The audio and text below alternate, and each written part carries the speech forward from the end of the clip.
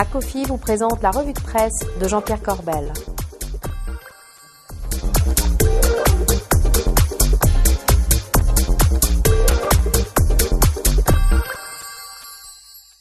Bonjour, c'est la revue de presse du Club Patrimoine en compagnie, comme toujours, de Jean-Pierre Corbel. Jean-Pierre, bonjour. Bonjour Bogdan, je suis heureux de vous retrouver. Oui. Ça va se payer très très cher. Mais ça. bien sûr. Allez, à vous de jouer. Eh bien aujourd'hui on commence, une fois n'est pas coutume, par un juste pour rire. C'était jeudi dernier, le président de la République sur France 2. Regardez. Ce que nous n'avions pas anticipé, c'était que cette crise allait encore durer plus longtemps que prévu. Alors voilà. Plus de 2000 jours de crise, Bogdan. 2000 jours, ça n'est pas rien. Eh bien, le président pensait que ça n'allait pas durer. Il vaut mieux en rire. Oui, en tout cas, ça ne fait pas beaucoup rire la presse. Effectivement, à l'image de l'Express qui titre, regardez, la débâcle. En cause, l'État qui semble toujours et encore péché par excès d'optimisme. Regardez, le déficit de la France. On nous avait promis, juré, je n'en dis pas plus, que ça ne dépasserait pas 4,5%. Eh bien, c'est 4,8%. Et si on regarde l'endettement, regardez cette une du FIG Eco, eh bien il atteint la somme astronomique de 1834 milliards avec une hausse de 6,8%, soit presque 120 milliards de plus sur un an. Il fallait le dire comme ça et ça fait peur. Ouais, c'est quand même pas totalement de la faute du président. Mais non, vous avez raison. Ouais. Si on regarde le quinquennat de Nicolas Il était pas Sarkozy... en scooter, Non, c'est vrai. égaré dans les mers. Ça coûte pas cher un chaudes. scooter, effectivement. Et si on regarde le quinquennat de Nicolas Sarkozy, c'était 600 milliards de plus et on est exactement sur le même trend. Et alors ?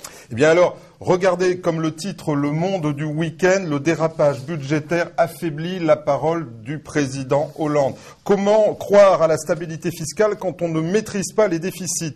Comment croire à la simplification des normes quand l'État veut accroître son interventionnisme dans l'immobilier, l'épargne ou encore le dialogue social? Comment croire à la baisse de la fiscalisation de la transmission d'entreprise quand le président s'accroche contre vents et marées au symbole de la taxe de 75% qui sera donc payée directement par les entreprises? Une nouvelle usine à gaz qui crée une disparité, Bogdan, entre les dividendes et les revenus du travail. Encore une fois, je ne suis pas sûr que le Conseil constitutionnel n'aille pas regarder ce qui se passe et retoquer encore une fois cette taxe.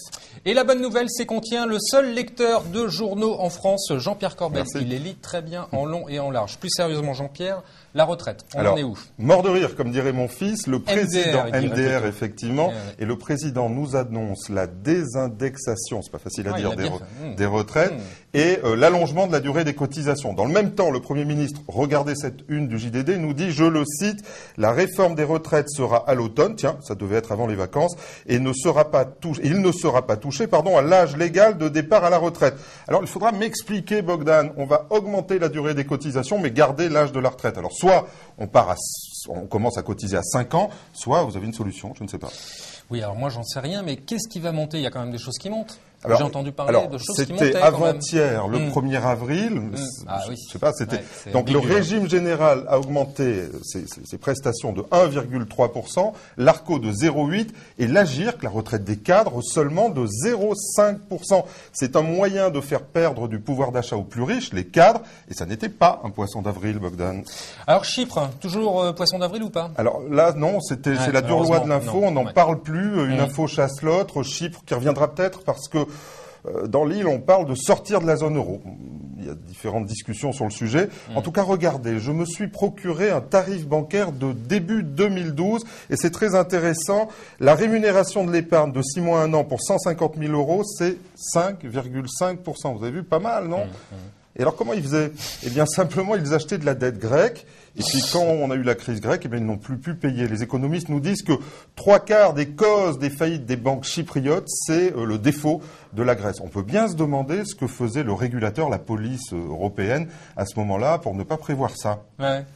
C'est des taux de livret qu'on voit actuellement chez nous. Oui, c'est les taux des fonds en euros. Non, c'est en dessous, les fonds en euros. Faut y aller.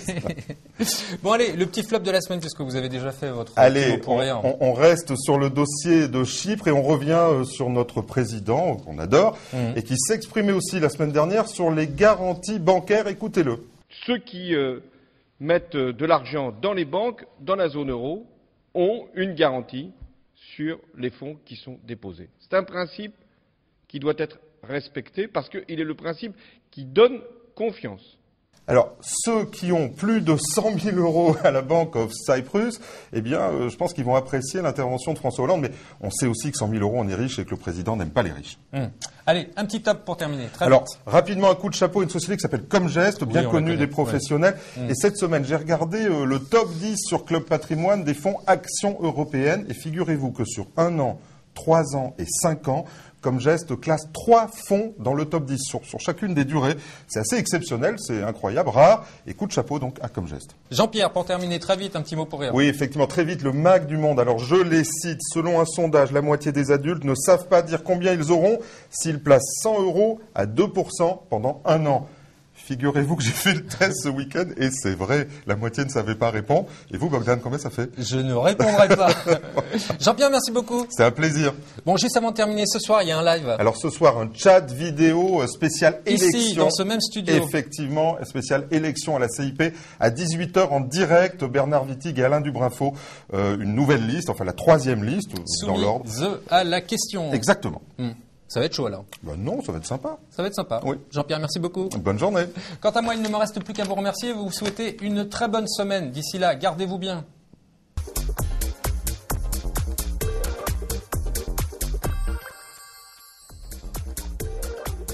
Ce programme vous a été présenté par Acofi.